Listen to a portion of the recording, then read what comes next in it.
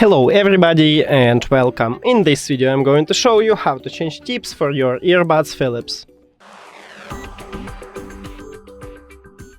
You have to start by remove the old ear tips. Here we go. And the second one. Now select new ear tip size. I'm going with this one. And after that attach it.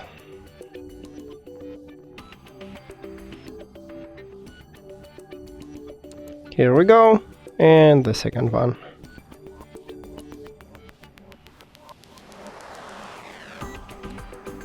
That's it! Thank you for watching this video. If you found it helpful, please consider subscribing to the channel and leave the like on the video. See you later!